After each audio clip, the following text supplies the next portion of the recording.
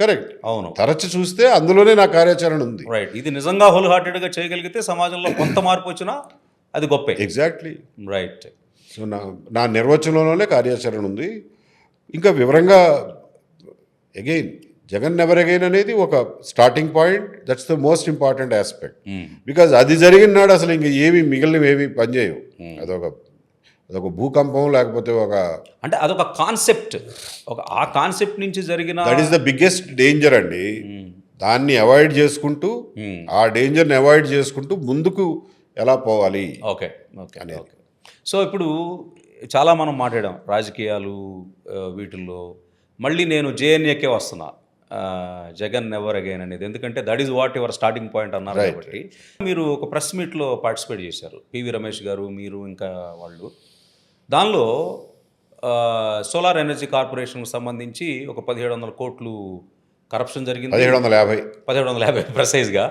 అందులో 10 కోట్లు ఒక్కొక్క కాన్స్టిట్యున్సీకి అది డిస్ట్రిబ్యూట్ అయింది పాత గవర్నమెంట్లో అన్నారు. దీనికి అసలు ప్రూఫ్ లేకుండా మీరు అలా ఎలిగేషన్ చేస్తారు. నేను అన్నదే అది కాదు. అంటే 1750 కోట్ల రూపాయలు ఇందులో లంచం తీసుకున్నారు అని నేను కాదు, మీరు కాదు, అమెరికన్ గవర్నమెంట్ ఏజెన్సీస్, వాళ్ళ జస్టిస్ డిపార్ట్మెంట్ ఏజెన్సీస్ చెప్పినాయి.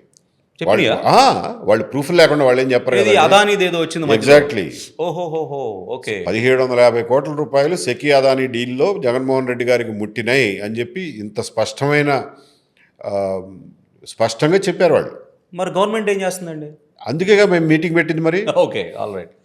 సో నేను అన్నది ఏంటంటే 1750 కోట్ల రూపాయలు కేవలం ఈ ఒక్క డీల్ నుంచి జగన్మోహన్ రెడ్డి గారు తీసుకున్నారు అని అంటే 175 కాన్స్టిట్యున్సీలకి ఒక్కొక్క కాన్స్టిట్యున్సీకి 10 కోట్లు దాని ఆధారం వెళ్ళిపోయినాయి.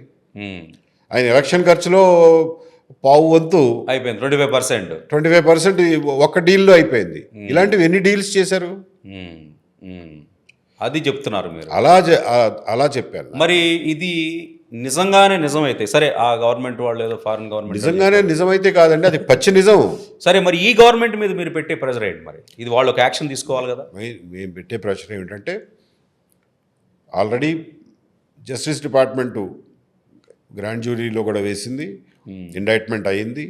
కాబట్టి ఆ బేసిస్ మీద మీరు కేసు రిజిస్టర్ చేయండి.